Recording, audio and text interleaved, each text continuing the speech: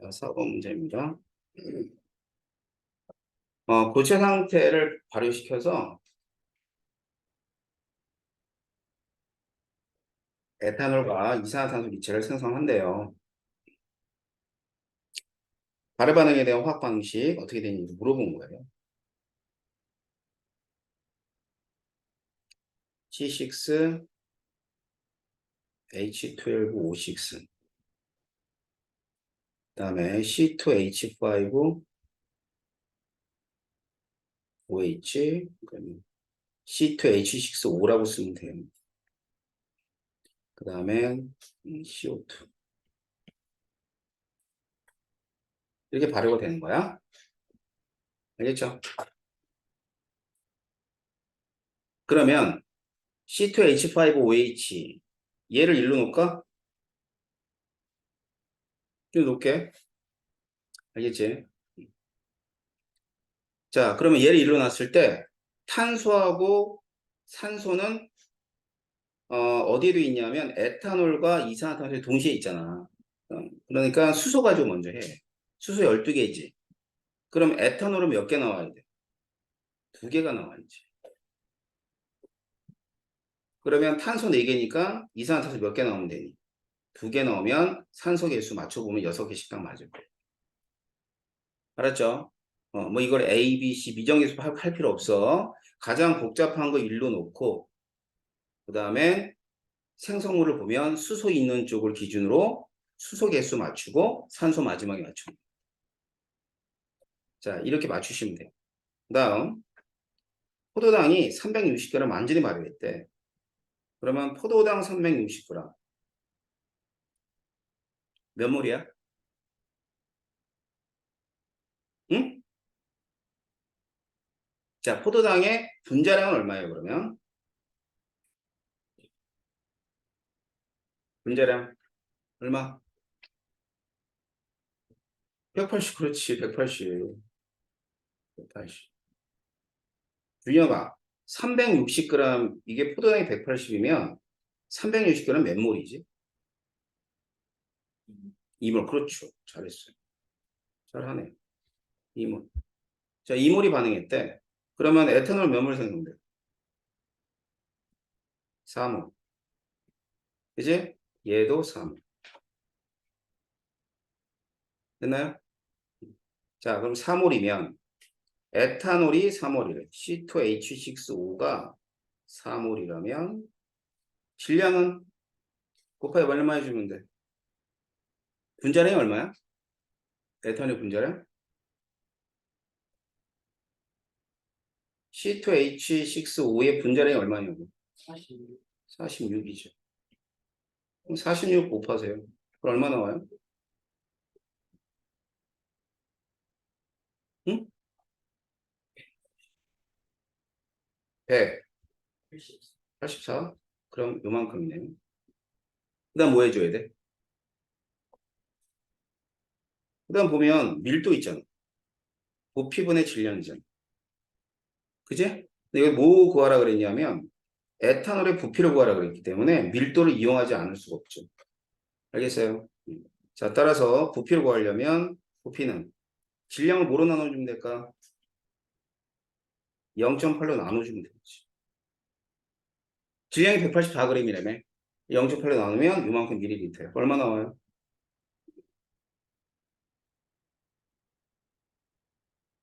0.8로 나눠보세요. 얼마 나와요? 어? 230 나와요? 예, 계산 잘 하세요. 그래서 구하시면 되는 겁니다. 4번 있고요. 자, 그 다음 여기 가셔서 7번. 7번, 9번, 10번. 자, 7번 봅시다.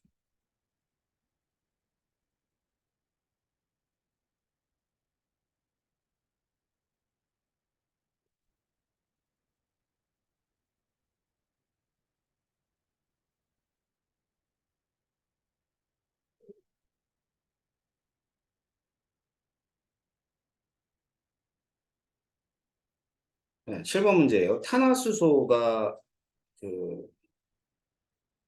탄화수소가 연소했대. 그래놓고 실린더에 충분한 양의 산소가 들어있는 것을 나타내 주는 것이다. 이렇게 돼 있어요. 자, 그래서 반응 이후에 이 기체의 모습을 나타내 주는 것이다. 그 위에 있는 반응식을 봐. 자, 여기 있는 탄소는 여기 있는 탄소죠. 얘를 1로 놨어. 탄소가 3개 나왔으니까 M은 얼마가 돼요? 3. 자, 이 수소는 여기 있던 수소예요. 그러면 수소는 총 4개. 4. 결국 C3H4가 반응해서 3CO2하고 2H2가 된 거예요. 자, 산소 개수 2, 3은 6, 2, 1은 2, 총 8개. 이쪽에도 8개가 되려면 A는 얼마가 돼야 돼요? A는 4. 이렇게 됩니다. 알겠지? 이 반응의 특징 중에 하나는 반응물의 개수가 1대 4지? 생성물의 개수는 3대 2지? 그럼 반응물과 생성물의 개수의 합이 같아야 안 같아? 같잖아. 그리고 애들이 모두 기체 상태야. 그 얘기는 뭐냐면 5개가 없어지면 5개가 생성되기 때문에 반응 이후에 부피 변화는 안 생겨. 그렇잖아. 자, 반응은 얘네들이 해. 생성은 얘네들이 한단 말이야. 그럼 5개 없어지고 5개 생성되는 거니까 당연히 부피 변화가 없죠. 그래서 이 부피 변화가 없게 나온 거예요. 이렇게 됐다. 보시면 될 겁니다. 그럼 A부터 찾아볼게요. A는 얼마다? A는 4이다. 맞는 얘기고. M과 N이 있어요. M과 N. 자, M과 M이 있는데 MM에서 M 플러스 N은 7이죠. 다음 H2 0.9x다라고 돼 있는데 이거 어떻게 구하는 거? 이렇게 구하면 돼요. 이제 여기 방식 알잖아. C3H4 4O2 3CO2 플러스 2H. 여기는 개수를 이용해. 이 얘기야. 자, 충분한 양이야. 얘가 충분해. 그러면 1몰이 반응했다고 생각해. 분자량이 얼마예요? C3H4는.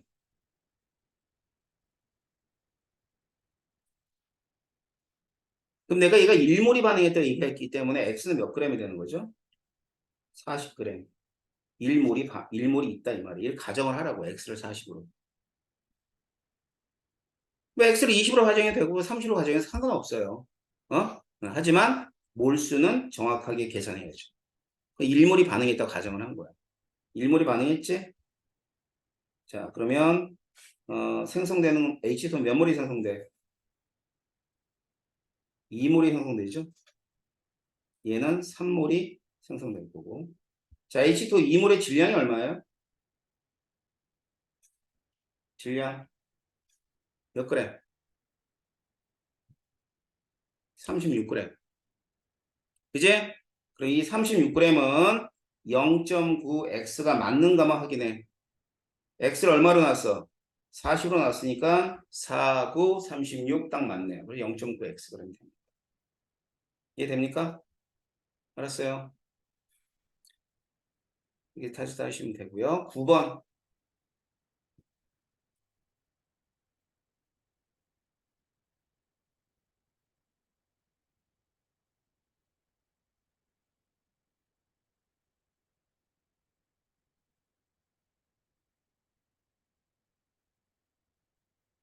음, 9번은 염산하고 탄산칼슘 두 개가 반응했네.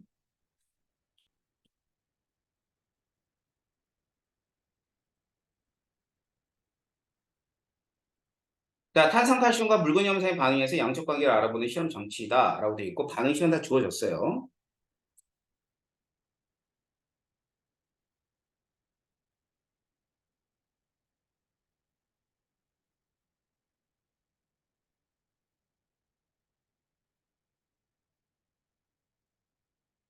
일단 X가 CO2라는 거 정도는 빠르게 알아야 됩니다. 알았죠? 그러니까 보통 이제 탄산염하고 산이 반응하면 뭐가 생성되냐면 이산화탄소가 생성된단 말이에요. 알겠죠? 자, 그러나선 이제 가나다에서 간은 탄산칼슘의 질량이 1g, 3g, 5g. 플라스크의 질량 이렇게 됐는데 반응 전에 플라스크의 질량, 반응 후에 플라스크 질량이 이렇게 있어요. 질량이 반응 전후에 보게 되면 질량이 줄어들어 있을 거야. 줄어들어 있어. 맞죠? 어떻게 줄어들어 있냐면 반응 전 염산에 담긴 플라스크의 질량이 이만큼이야. 그런데 탄산가스이 1g이니까 실제로는 133.7g이란 말이야. 알았지? 두 개 합해서. 그러면서 이제 반응 후란 얘기는 이쪽으로 뭐가 빠져나가냐면 이산화탄소가 빠져나가니까 질량이 133.7g보다 줄어든 133.26g이 되는 거야. 알았어요? 그리고 얘가 이산화탄소의 질량. 자, 얼마 차이 나요?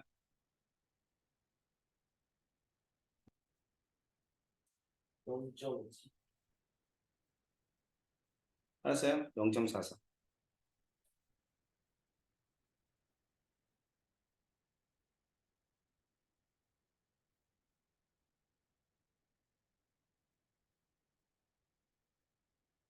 자, 똑같이 133.7, 133점이 아니라 135.7. 자, 그 다음에 134.38. 얼마 차이 나죠? 빼줘. 얼마예요? 1.27. 1.27이에요? 37이요. 37? 그 다음에 얘는 5를 더하니까 137.7. 136.38이야. 또 빼봐. 얼마 나와? 6.3. 뭐라고? 6.3. 계산 이상하지 않니? 그래. 135.7에다가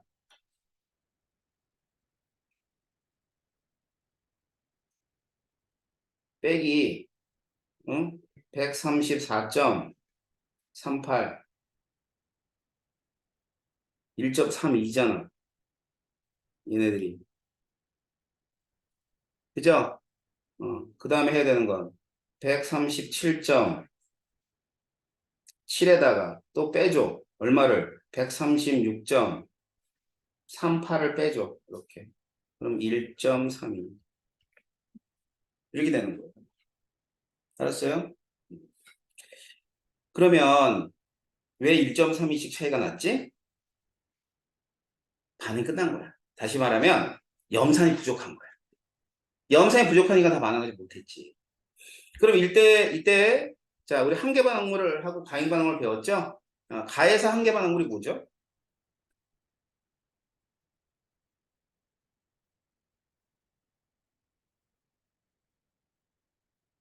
뭐야? 염산이야 아니면 CaCO3야? 응? 얘는 CaCO3가 되죠. 염산이 남았어요. 무슨 말인지 알겠지? 염산이 남았다 이 말이야. 그러다가 여기서 이산화탄소 생성량이 1.32가 된 건 0.44의 몇 배가 1.3이에요? 3배가 1.3이죠. 그지? 그래서 이제 거기서 반응이 다 끝난 거야. 그러니까 더 집어넣어봤자 더 안. 그러니까 3g까지 딱 반응한 거지. 무슨 말인지 알겠어? 자, 그래서 3g이 반응했을 때, 자, 1g의 3배가 3g이지? 0.44의 몇 배가? 3배인가? 3배가 1.32g이야. 그지? 그 이후에 1.32보다 늘어났어, 안 늘어났어? 안 늘어났다는 얘기 거기까지 딱 반응했다고 우리가 알 수가 있는 거예요. 이해됩니까?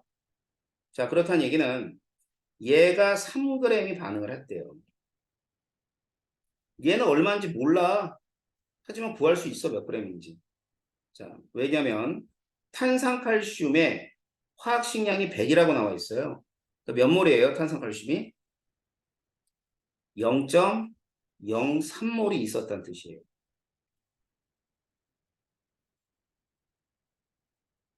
뭔지 알겠지? 그럼 0.03몰이 있었는데 EHCl이니까 얼마 없어졌어요? 0.06몰만큼이 없어진 거야. 알았지? 그럼 여기 맨 처음에 있었던 애들의 질량은 결국 염화 수소잖아. HCl이 0.06몰 있다 없어진 거야. 이해되나? 그래, 얘들 반응 다 해가지고 얘가 0.03몰이 생성되고 얘도 0.03몰이 생성되고 요놈이 0.03몰이 생성이 된 거예요. 알았어? 그럼 이산화탄소가 1.32g이잖아. 그지? 1.32g이니까 자, 이산화탄소의 몰수는 1.32를 뭐로 나눠주냐면 1.32를 44로 나눠줘봐. 얼마 나오니? 0.03몰이 나올 거야. 이해됩니까? 알았어? 뭐 그런 실험이에요. 자, 그렇다면 기억. 가에서 생성된 거. X의 몰수입니다. 자, 가는 몇 몰 반응했어요? 가는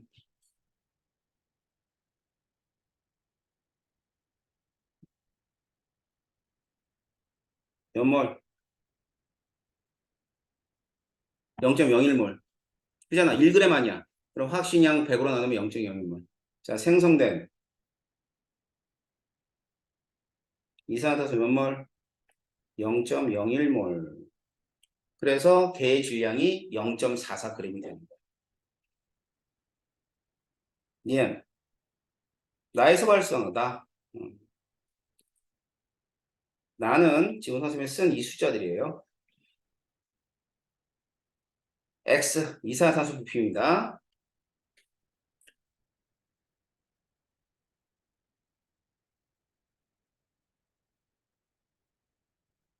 0.03몰이 이산화탄소의 몰수예요. 자, 그러면 부피 0.03에다 뭐 곱해주면 돼?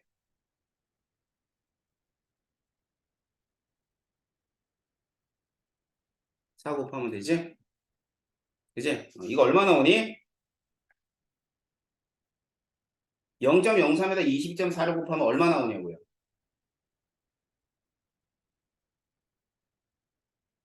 준영이 대답해봐.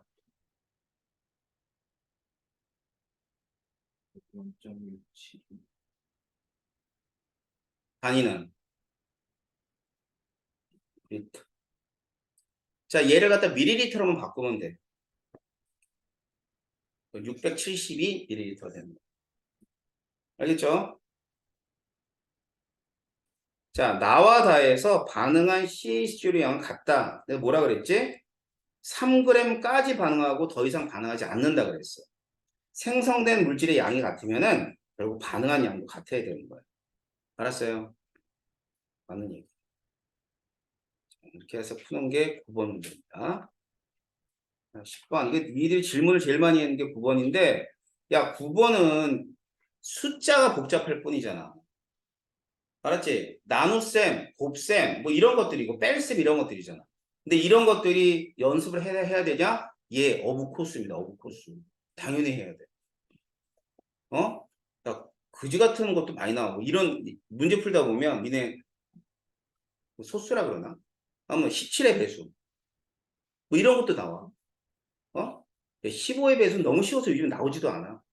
19의 배수. 이런 거 나와. 그 숫자 자체가 그렇게 나온다. 왜 그렇게 내야 되는지 잘 모르겠어. 나도 몰라. 나도 모르는데 그렇게 나와요. 뭐 니들한테 IQ 테스트를 하려지 모르겠지만 숫자들이 되게 복잡하게 나오기 때문에 복잡한 숫자에서 어려워하면 안 돼. 해야지 어떡하겠니. 다음 10번 농도 문제예요. 이 5%의 설탕하고요. 그 다음엔 또 5%의 포도당. 이렇게 되어 있네요. 500g씩. 자, 퍼센트 농도는 용액에 있는 용질의 질량들이에요. 그러면 용액의 질량 갖고 비율이 같으니까 용질의 질량은 용액의 질량과 비율이 같다는 얘기는 용질의 질량은 서로 어떻다? 같다. 알겠지? 뭐 굳이 계산하자면 500g 안에 몇 퍼센트 있대? 5%라며. 그럼 몇 g씩 있어야 돼? 설탕? 25. 포도당? 20. 입자수. 자, 같은 질량이죠? 몰수 물어보는 몰수. 몰수는 질량을 분자라고 나눠주면 돼. 근데 질량이 똑같잖아. 예, 그러면 용질. 자, 몰수입니다. 몰수. 하고 나중에 어느 게 많아요?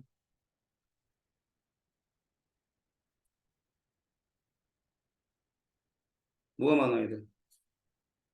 포도당이 많아야지. 계산한 얘기는 아니었잖아. 크고 작은 것만 따지면 분자량이 작아. 질량이 같은데 분자량이 작은 애가 몰수가 큰 거야. 포도당이 몰수가 큰 겁니다. 몰농도. 자, 밀도가 1로 가정했기 때문에 둘 다 500ml, 500ml가 돼. 그제? 그럼 부피가 똑같기 때문에 뭐만 따지면 돼? 용질의 몰수만 따지면 몰농도를 판단할 수 있단 말이에요. 몰농도 뭐니? 일정 부피의 수용액에 있는 용질의 몰수.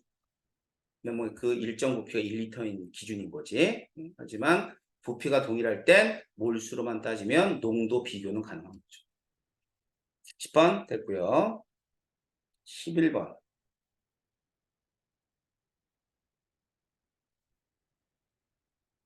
자, 이건 선생님이 저기 수업 시간에 그 몰농도 만드는 거 얘기했잖아요.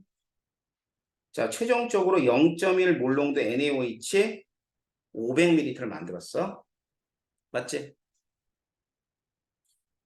자, 그러면 몰수 몇 몰이에요?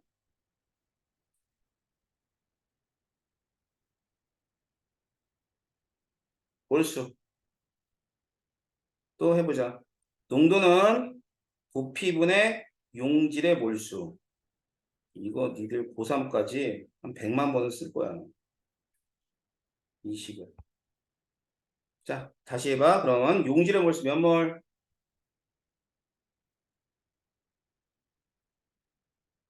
아니, 용질의 몰수로 물어봤으니까 농도하고 부피를 곱해주면 되는 거 아니야? 그럼 얘를 0.5리터로 바꿔서 곱하면 몇 몰이야? 0.05몰이 되는 거야. 선생님이 이제 이런 단위를 많이 쓸 거예요. 어떤 단위를 쓸 거냐면 농도가 0.1몰이니까 500을 바로 곱해. 그럼 얼마가 되니? 50이 되지? 50m몰도 돼. 50m몰이 결국 0.05몰이야. 미리가 10의 마이너스 3승이니까. 알겠지? 됐어. 그 다음 질량 0.05몰이라며. 여기다 곱하기 얼마 해주면 돼? 40 해주면 돼. 몇 그램? 몇 그램 얘들아? 2g. 자, 그 다음 가가 1이 뭐예요?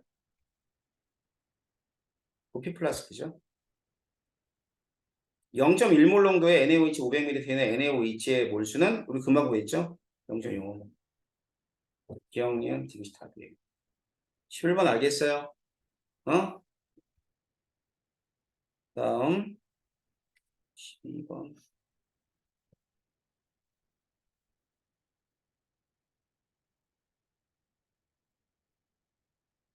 음, 1리터 이걸 이용해야 돼.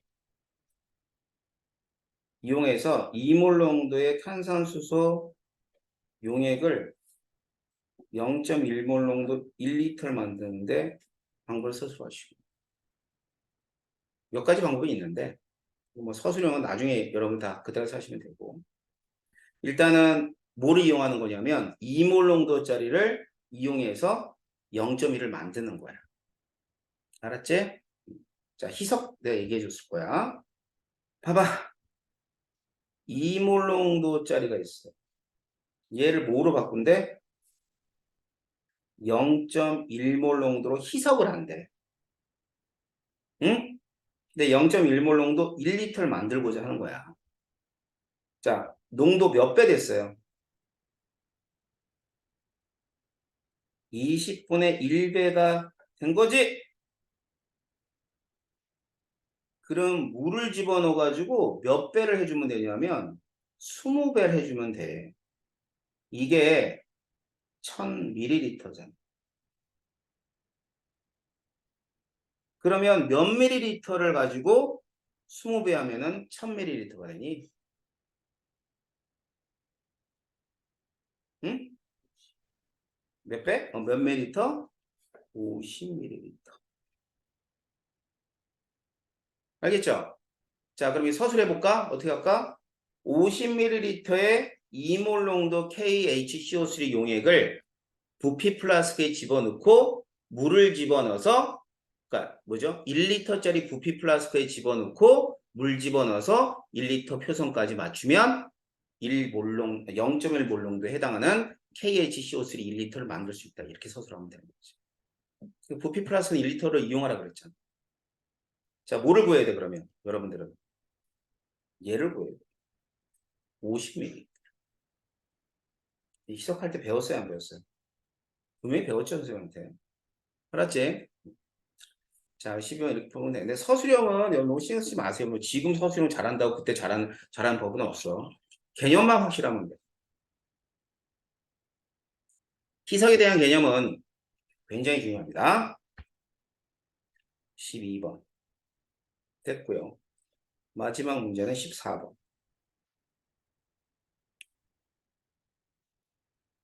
14번 문제.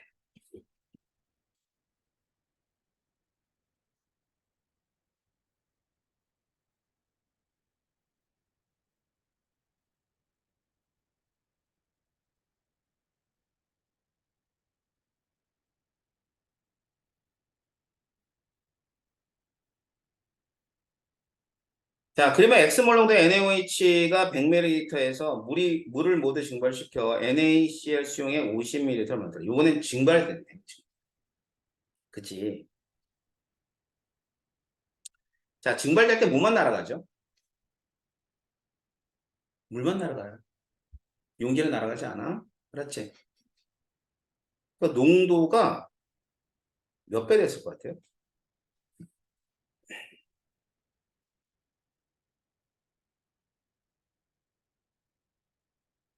그러니까 2분의 1배 됐잖아. 농도 몇 배 돼요? 2배? 이게 X몰 농도에 해당한다면 얘는 2X몰 농도에 해당합니다. 기억? 몰 농도. 나는 가의 2배에다 맞죠? 이은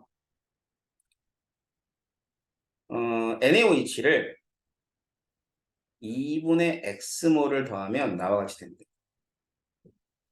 여기 NaCl 몰수만 얘기해 볼까?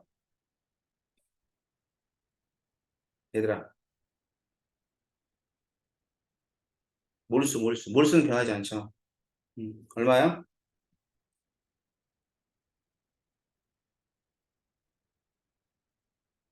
몰수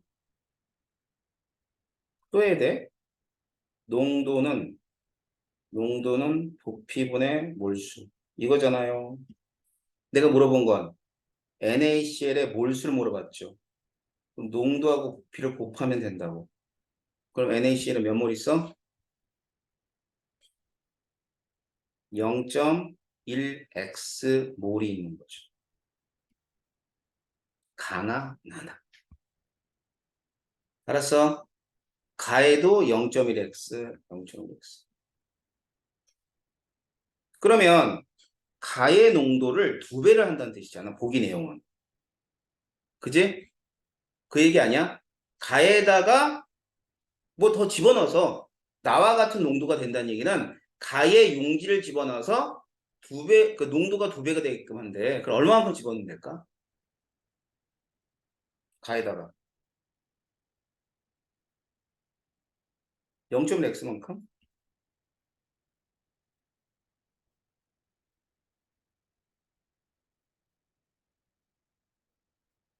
0.1 x 몰만큼 집어넣으면 나와 같이 돼? 어? 안 돼요. 이거마저도 틀려요. 왜 안 되네? 왜 안 돼? 얘기해봐. 야, 넷 중에 아무나 하나 얘기해봐. 자, 0.1x만큼 더 집어넣는데, 그지? 소금을 더 집어넣는데, 그럼 용질이 2배 되는데 왜 안 되지? 2배가? 왜 안 될까?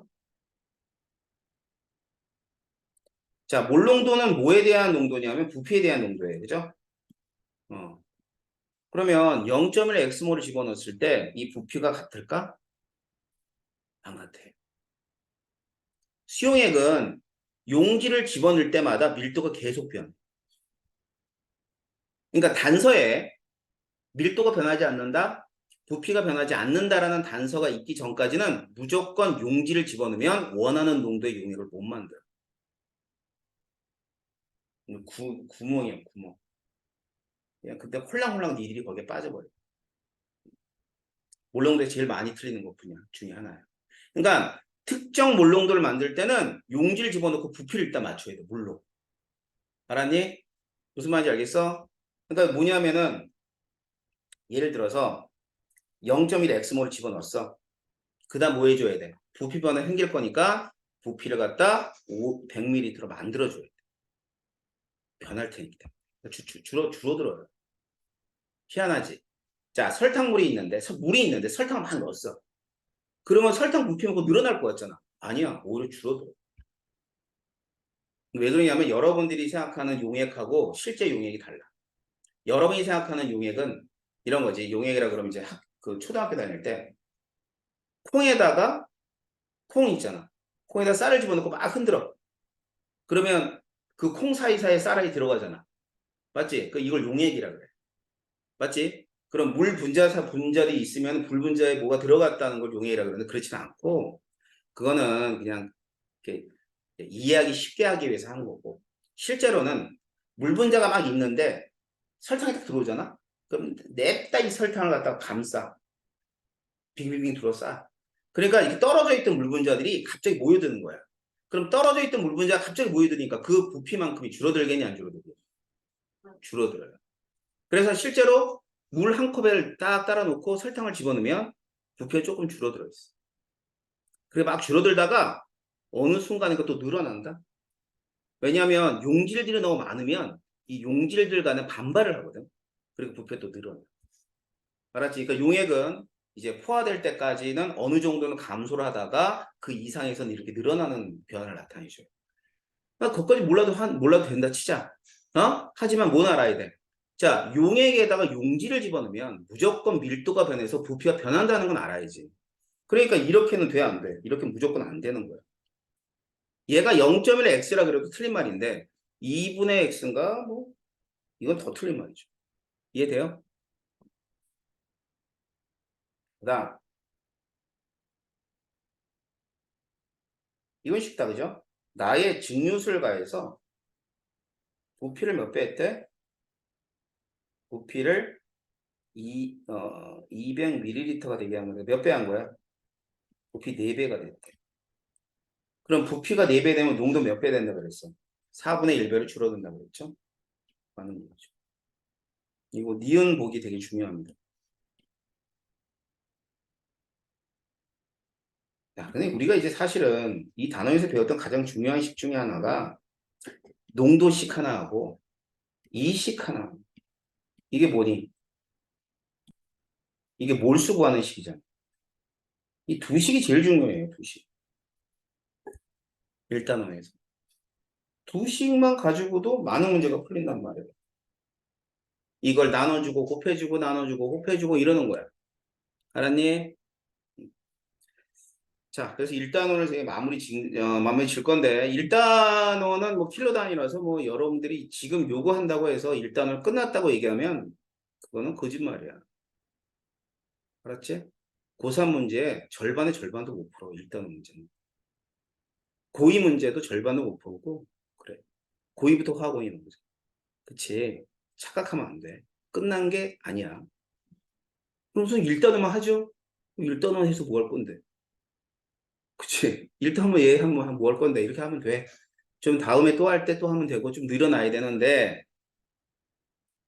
뭐 가르쳐 줄 것도 많고 해요 일단은. 하지만 지금은 요 수준까지.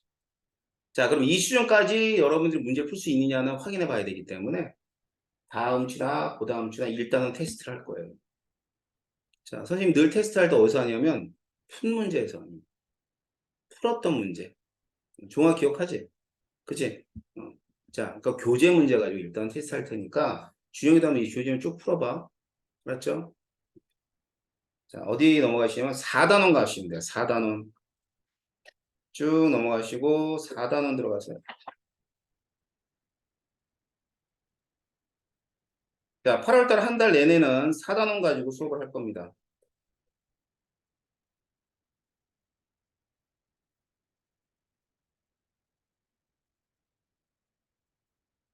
4단원의 제목이 역동적인 화학 반응이야.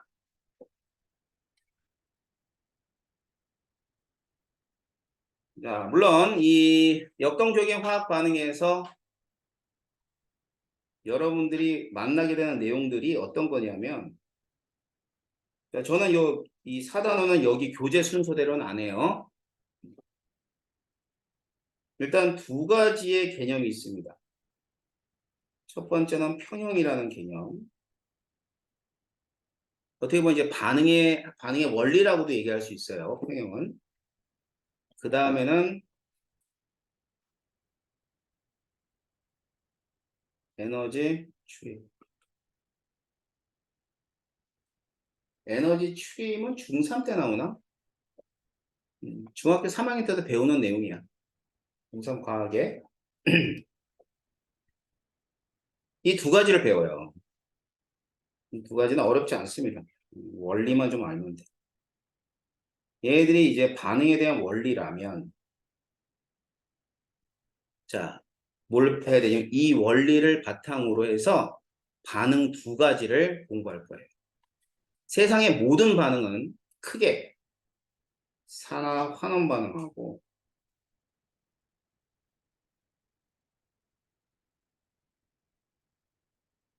산과 염기 이렇게 나눈다고 생각해도 과언은 아니에요. 알았지? 그러니까 세상에 굉장히 많은 반응을 크게 두 개로 나누라. 그러면 하나는 산화환원 반응, 하나는 중화반응. 물론 그 밖에 것들이 좀 자잘하게 있어요. 근데 뭐 그 자잘한 것들은 여러분들이 대학교 1학년까지 별 신경 쓸 필요 없고 두 가지 반응, 산화환원 반응, 산염기 반응. 두 가지만 여러분들이 대학교 1학년 때까지 배우는 거야. 주구장창. 알았지? 대학교 2학년 가면 또 두 가지만 주구장창 배워요. 근데 그렇기 때문에 이 두 반응을 초등학교, 중학교, 고등학교, 대학교까지 다 가르치는 거예요. 근데 뭡니까? 중학교 때는 이제 산연기는 뭐 산이 뭐고 연기가 뭐고 이런 것들 배워요. 산화는 더 자세히 안 하고. 알았죠? 근데 이 중에서 물론 선생님이 이제 찝어주지만 요 단어는 킬러 단어예요. 킬러 문항이 많이 나오는데 그걸 뭐 지금 열심히 한다고 되는 건 아니고 일단 기본적인 내용을 알아야지만 그 다음을 치고 올라가니까. 예. 근데 이 4단원은요. 고3들이 제일 못하는 단원이 4단원이에요. 그 이유가 뭘 것 같아? 제일 안 했어. 봐봐라. 자, 인강으로 1단원은 듣지? 4단원까지 끝내는 애들이 몇 명 되겠냐? 아, 못 끝내. 학원을 다니면 1단원 다 다녀. 선행학원을 다니면 4단원까지 안 끝내면 중간에 뭐 시간이 안 맞아요. 뭐 어째요. 선생님 그지 같아요. 그러고 끊잖아. 마지막까지 다니는 애들이 몇 사람이나 돼. 뭐 지가 뭐 하기 싫은데 핑계 둘러대는 거지. 선생님이 그지 같아요. 학원이 그지 같아요. 뭐 시간표가 안 맞아요. 뭐 수행평가 해야 돼요. 거기다가 뭐 학교 영재교실 다녀야 돼요. 뭐 핑계는 졸라 많아요. 그래서 4단원까지 못 끝내. 그러니까 4단원은 계속 안 하다가 고3 때 가면 4단원이 붕 자빠지는 거야. 그럼 고2 때 기말고사쯤 되면 고2 때는 하잖아요. 그러지. 예를 들어 이제 열흘 반문했어. 고2 때는 하잖아요. 예, 고2 때는 하긴 하죠. 근데 고2 2학년 중간고사를 보면 일단 대충 윤곽이 나와. 내가 내신으로 갈지 수능으로 갈지가 윤곽이 나와. 그리고 기말고사는 대충 봐. 아니면 잘 보든가. 알았어? 그러니까 잘하는 애들은 4단을 열심히 하겠지만 조금 못하는 애들은 뭐 대충 못 끝내는 거야. 왜? 어차피 내신 배웠으니까. 그 내신은 버리는 거지. 수시는. 정시로 가겠다 이렇게 나오는 거예요. 그러니까 이제 지금은 안 해도 되잖아. 어려운 단어 안 해도 되잖아. 그러니까 밀어놨다가 고3 때 가면 한다고 하는데 고3 때 하겠니? 안 해. 4단원 제일 못해. 근데 4단원이 제일 쉬워. 1단원이 어려워. 1단원이 진짜 어려워. 4단원이 쉬워. 근데 안 했으니까 어려운 거야. 그래서 선생님이 4단원을 여유 있을 때 하는 거예요. 봅시다. 자, 우리가 이제 평형부터 좀 봅니다. 선생님이 나가는 순서는 교재 순서하고 달라요. 네. 평이라는 얘기를 좀 시작을 해볼게요. 좀 쉬자. 잠시 쉬었다가 예, 선생님 평형 설명해 드릴게요.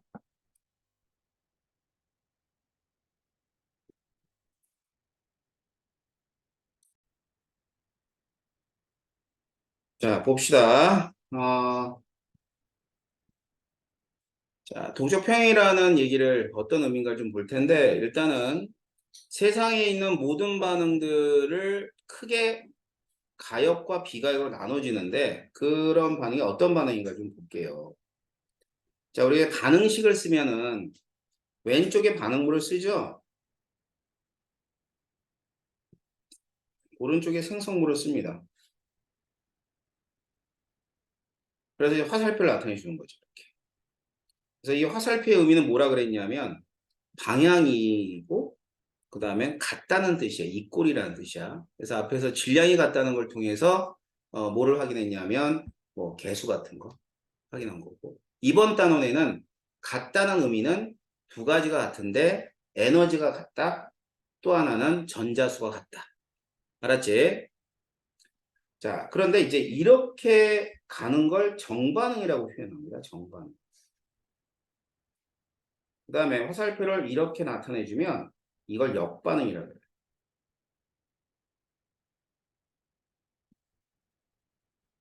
그래서 세상의 거의 대부분의 반응은 정반응과 역반응이 동시에 일어나는 반응들이 대부분의 반응입니다. 자, 그래서 바로 이러한 정반응과 역반응이 동시에 일어나는 그러한 반응을 가리켜서 가역반응입니다. 그래서 가역반응은 반응 조건에 따라서 정반응과 역반응이 모두 일어난다 그랬는데 좀 더 확실한 표현은 정반응과 역반응이 항상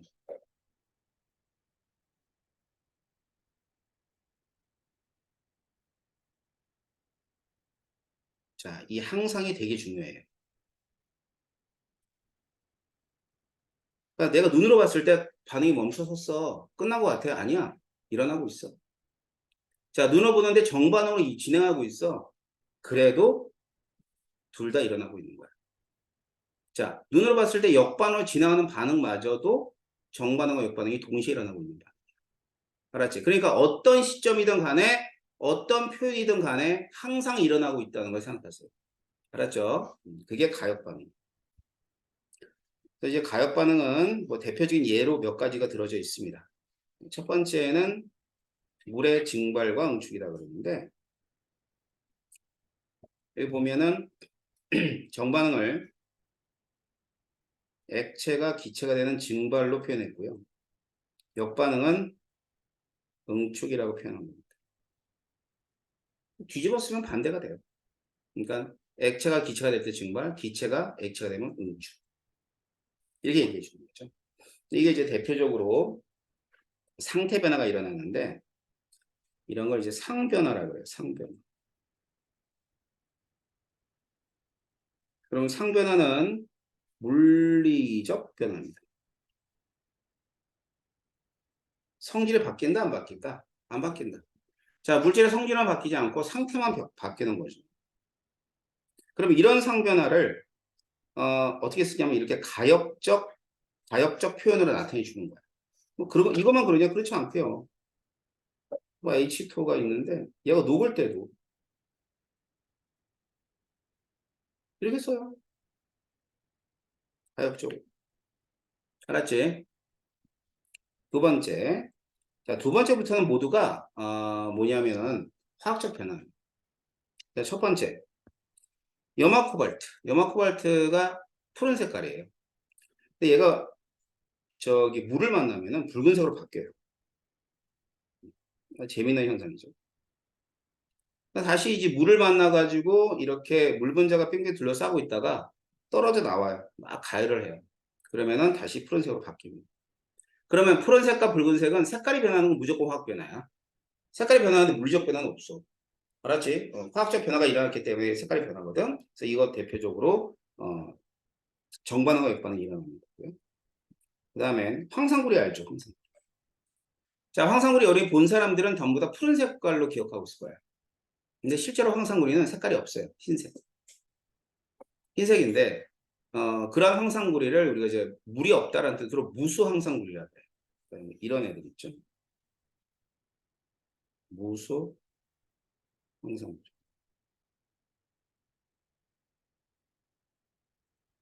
그러면 이제 이 황상구리가 물을 만나면 수화물이 되는 거야. 그래서 오수화물, 그다음 위에서 보면 염화코발트 육수화물은 물이 붙어 있다 이 뜻이에요. 그래서 색깔이 없어요. 물을 만나면 푸른색이 되죠. 다시 물이 떨어져 나오면 흰색이 돼요. 왔다리 갔다리 합니다. 그래서 이런 애들도 가역 반응. 다음 그 동굴이죠. 옆에 보면 지금 CaCO3는 이게 석회암이거든요. 석회암. 석회암인데 이 석회암에 그 빗물하는 이산화탄소 녹아 있어요. 비가 막 내리죠. 그럼 뭐가 생겨? 동굴이 동굴이 생긴 거예요. 구멍이 뽕 뚫렸어. 자, 그래서 석회암 지대에서 오랜 시간 동안에 녹아내리면은 이게 정반응이 석회 동굴이 형성되는 반응이에요. 그래서 이 석회 동굴은 탄산칼슘이 탄산수소 칼슘으로 바뀌는 거야. 자, 그런데 여기에 있는 이 탄산수소 이온이라고 그러거든. 이게 이제 HCO3-예요. 이 탄산수 이온은 이렇게 뭐 시간이 지나거나 아니면 어디에 충격을 받으면은 이산화탄소가 다시 날아가요. 그러면 이산화탄소 다시 날아가면 뭐가 되냐면 이렇게 한 방울, 두 방울 떨어지다가 뭐 이런 식의 형태가 되기도 하고 이런 식의 형태가 되기도 하고 만나기도 하고 그래요. 이걸 종유석, 석순 다 들어봤죠? 그죠? 자, 이렇게 되는 건데 그래서 석순이나 종유석은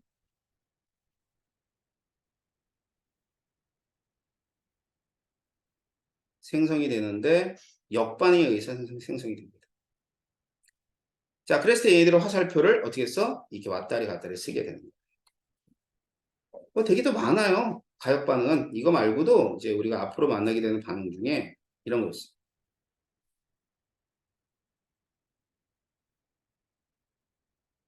그러니까 암모니아가 생성되는 반응도 가역 반응.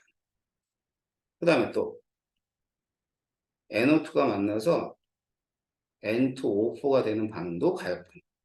그러니까 화살표를 이렇게 두 개로 나타내주면 무조건 가역 반응이라고 보면 돼. 알았지?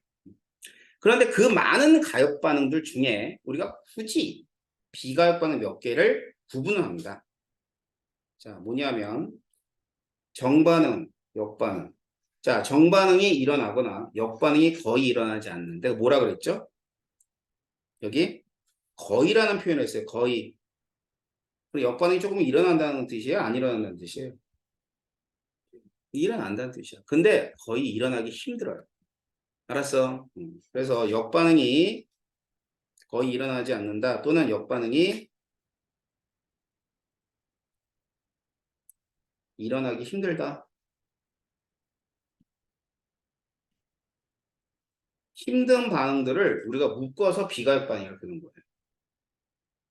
그러면 이렇게 몇 가지 묶어놓은 비가역 반응은 반드시 기억하고 있어야 돼. 알았지?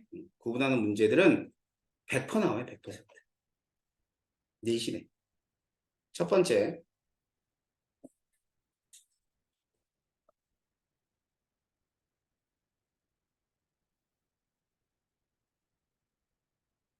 자, 기체가 생성되는 반응은 주로 비가역 반응. 첫 번째 메테인이 연소했어요. 메테인이 연소하고 그다음에 뭐 프로페인이 연소하고 연소 반응들. 연소 반응들 보게 되면 여기 이산화탄소 기체 나오잖아. 대표적으로. 그다음에 금속과 산해 반응에서 수소 기체 나오잖아.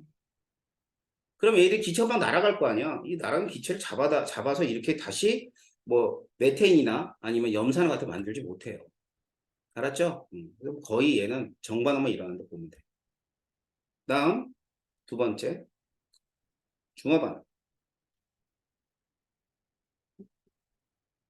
그러니까 산하고 염기가 만나가지고 이렇게 물을 만들어요. 물을 만들어줘. 이 물이 만들어지는데 다시 물이 산하고 연기가 되지 못해. 물이 만들어지면 일단 끝나는 거야. 알았지? 그래서 얘들은 비가요. 그 다음에 중학교 과정에서 배우는 것 중에 앙금 생성반응 배웠어요? 그렇죠, 당연히. AgCl은 앙금, 흰색 앙금이 생성돼가지고 뿌 옆에 흐려지죠. 그래서 이 앙금 생성 반응은 비가역 반응이라고 합니다. 다시 말하면 생성된 AgCl이 다시 Ag 플러스와 Cl 마이너스로 나눠지지 못해요. 그리고 역반응이 거의 잘 안 일어나죠. 자, 그래서 비가역 반응은 이제 기억하고 있어야 됩니다.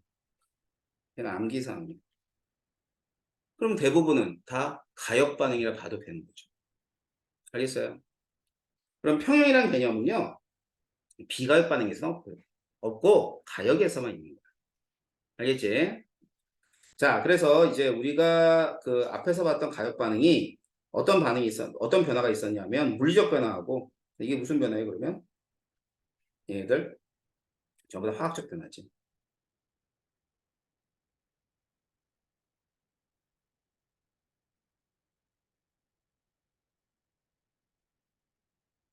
또 물리적 변화와 화학적 변화 이 두 가지에 관한 얘기를 우리 할 겁니다. 어떤 반응에서? 가역 반응에서.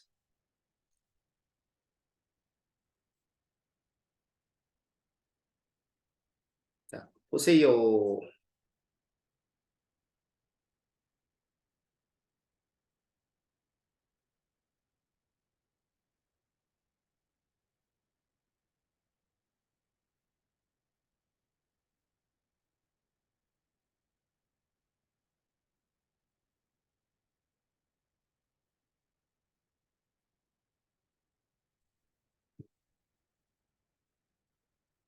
상평형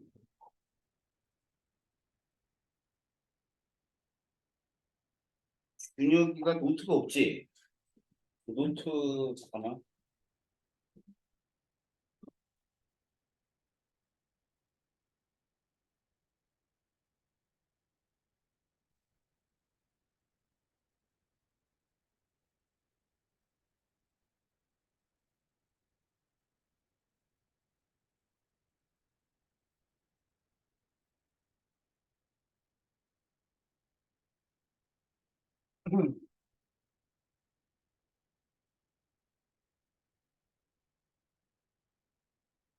노트를 하나 준비하세요.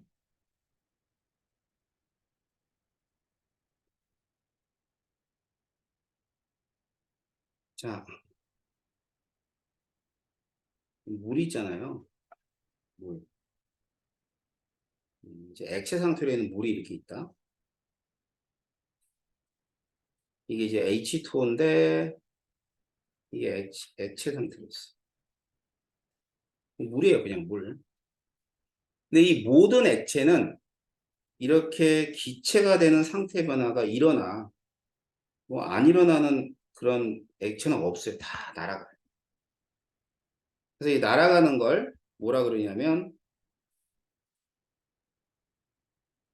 증발이라고 해요. 이 증발은 정확히 얘기하면 액체 표면에서 기화가 되는 거예요. 표면. 자, 왜 그러냐면요. 그 액체는 이제 가장 큰 특징이 분자들이 잡아당기고 있어요. 이렇게. 그런 인력이라 그래. 잡아당기는 힘. 그런데 이 액체 분자가 가지고 있는 에너지도 있어요. 근데 에너지가 작은 애도 있고 큰 애도 있고. 그럼 그 에너지는 막 이렇게 막 활발하게 돌아다니는 이런 운동 에너지야. 알았지? 근데 이제 이 너무나 활발하다 보니까 액체가 잡아당기는 힘을 끊고 날아가는 애들이 생기겠지. 그지? 그게 어디서 날아가냐? 표면에서 날아가. 기체가 돼서. 그 증발의 현상이 모든 액체에 있는 거야. 알겠지? 근데 또 이 날아갔던 기체가 표면이 있잖아요. 액체 표면. 근데 액체는 인력을 가지고 있기 때문에. 그러니까 이 표면에 딱 닿으면 낼름낼름 또 다시 액체가 가버려요. 액체로. 왜? 인력이 있으니까 자꾸 당기니까. 그러니까 이런 현상도 있는 거지. 액체 표면에서는 증발만 있는 것이 아니라 응축이라는 애도 같이 있어요. 그러니까 두 가지 현상이 동시에 일어나요. 모든 액체 표면에서는. 자, 그래서 이러한 상태 변화가 일어날 때 반응식을 가역 반응으로 쓰는 거예요.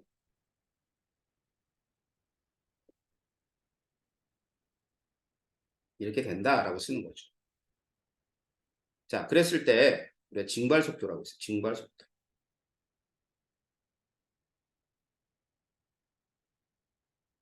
자, 증발 속도는 이런 거예요. 속도잖아. 그러니까 항상 단위 시간이야. 일정 시간 동안에 단위 시간 동안 단위 면적당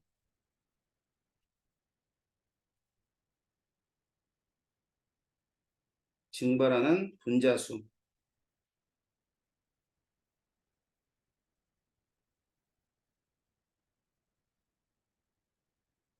분자 수를 가리켜서 증발 속도라고 해요. 알았지? 그러면 증발이 많이 일어나면 분자 수가 많겠네? 그죠? 그러면 증발 속도는 언제 클까요? 어떨 때 단위 시간당 단위 면적의 분자가 많이 날아가겠어? 응? 응? 단위 면적이잖아. 면적, 단위 면적. 똑같은 면적에서.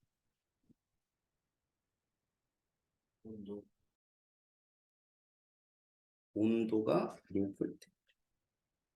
아니, 어렵게 생각하지 마. 화학이나 물리나 이런 것들은 다 일상생활에서 우리가 다 겪는 일들이야. 자, 빨래. 더울 때 잘 말라? 추울 때 잘 말라? 더울 때 잘 말지. 온도 높을 때. 알았어? 그래서 물질의 종류가 똑같을 때, 얘를 물이야. 물이면 무조건 온도에 따라. 근데 같은 온도야? 그러면 이제 또 어떤 애들이 잘 날아가겠어? 바람이 불 때? 말고, 효과 맞을 때. 습도 낮을 때?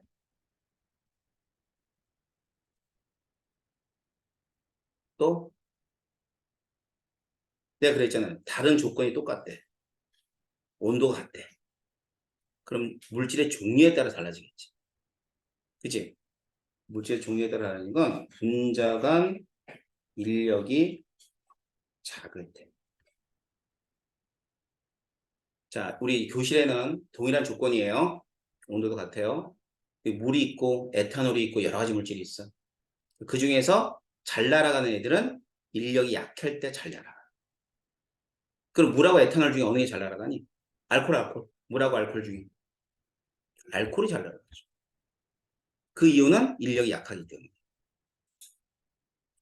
자, 그러면 지금 물이라고 하는 물질 하나만 가지고 봤을 때는 뭐하고만 관계 있냐면 증발 속도는 무조건 온도하고만 관계 있습니다. 자, 좋아. 그러면 이번에 응축 속도.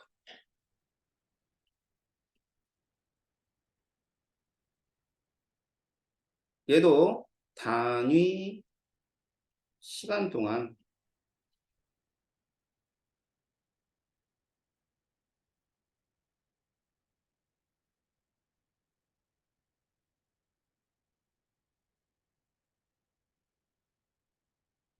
자, 응축되는 분자수.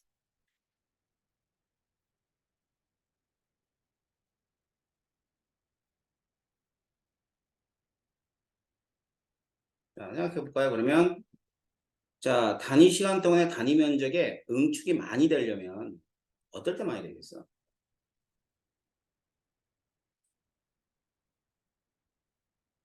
네? 응? 자, 니네 거실에 그 거울하고요. 욕실에 거울에 있는데 어디에 물기가 많이 서리니? 욕실. 어떨 때? 목욕할 때. 그지? 왜? 수증기가 많으니까. 수증기가 많으면 잘 달라붙을 거 아니야. 응축이 잘 될 거 아니야. 따라서 응축되는 속도는 무조건 단위 부피에 있는 증기분자수. 이해되나? 네, 그래서 이거는 일정 부피의 증기분자수가 크면 클수록 증발 속도가, 응축 속도가 큽니다. 자, 이걸 좀 이해하면 돼요. 자, 보자. 그러면 지금 제가 저 용기를 그렸는데 뚜껑이 없이 그렸어요. 날아갔다가 애들이 날아가. 증기가 돼서 뚜껑 열어놨잖아. 그지? 그럼 다른 공기가 쑥 움직이면서 얘를 가져가 버려. 그러면 이 경우는 증발 속도는 변하지 않는데, 응축 속도가 더 커질 수가 없어. 왜? 증기가 많지가 않잖아. 애들이 다 빠져나가니까. 그렇기 때문에 이 경우는 증발하는 속도하고 응축하는 속도가 어떠냐면 얘가 더 커요. 그러면 뚜껑을 열어놓으면 액체가 어떻게 된다는 얘기야? 결국은 없어져요. 결과적으로 액체는 싹 사라집니다. 시간이 지나면. 왜? 계속 응축이 크니까. 증발이 크니까. 자, 그러면 이제 물을 갖다 담아놨어. 물 날아가지 않으면 뭐하니? 뭐래요? 뚜껑 닫아놔요. 뚜껑. 알았지? 그럼 뚜껑을 닫아놨어.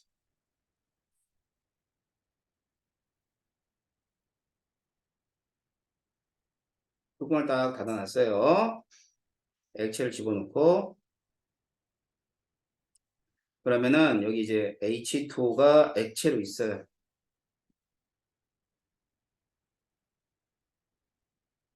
H2가 액체로 있는데 일단 증발은 온도에 의해서만 결정이 되니까 이 증발 속도는 변하지 않죠.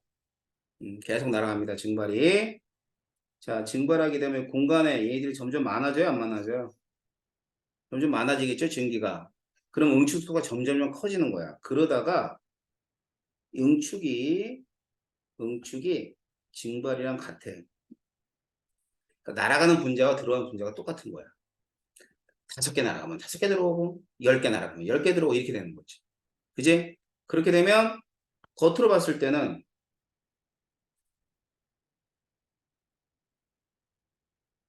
더 이상 증발하지 않는 것처럼 보여. 그래서 이 뭐라고 썼죠? 정지라는 표현을 써. 정지. 근데 화살표가 왔다리 갔다리 하는 가역 반응에선 정지라는 표현을 절대로 못 씁니다. 따라서 절대로 못 써. 그럼 어떤 표현을 쓰냐? 이럴 때를 가리켜서 겉보기 정지 상태. 이걸 동적 평형이라는 표현을 쓰는 거야. 자, 왜 동적 평형이냐? 동적. 자, 지금 변화가 일어났다. 어떤 변화? 증발과 응축이 일어나고 있다. 그런데 겉보기는 정지다. 왜 겉보기 정지냐면 증발 속도하고 응축되는 속도가 서로 같을 때라 이 뜻이에요. 그제? 그러니까 우리가 겉으로 봤을 땐 날아가지 않는 것처럼 보일 뿐이에요. 이런 걸 동적 평형이라 그럽니다. 자, 그런데 어떤 변화에 대한 동적 평형이냐? 상태 변화에 대한 동적 평형이라 그래서 이 동적 평형을 다른 말로 상평형이라고 해요.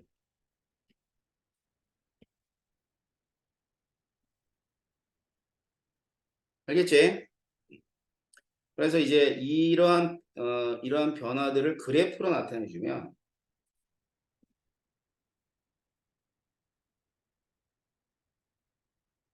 이게 y가 속도고요. x는 시간. 이렇게 돼. 자, 위에서 온도는 일정한 상태라 그랬어. 자, 일정한 상태가 되면 증발 속도는 쭉 똑같아요. 이게 증발이야. 그런데 응축 속도는 점점점 증기가 많아지니까 맨 처음에는 이렇게 점점점 커지다가 어느 순간인가 같아져요. 그래서 이건 뭐에 해당하냐고? 이건 응축 속도예요. 응축. 그래서 그 시간을 보게 되면 요 시간 이후에 어떤 상태가 됐다? 평형 상태가 됐다. 그러면 이때는 증발하고 요 시간 이후에는 증발 속도하고 응축 속도하고 같다고 얘기하는 거죠. 자, 동적평이 어떤 개념인지 아시겠어요? 그래서 여러 가지 중에 우리 한 가지 예를 들어서 배운 거고요. 다음 시간에 오면은 동적평 몇 가지 더 배우도록 하겠습니다. 오늘은 여기까지만 진행할게요. 예. 숙제는 뭐 별다르게 없어요. 예, 다음 시간에 오시면 됩니다. 책만 꼭 가지고 오세요. 수고했습니다.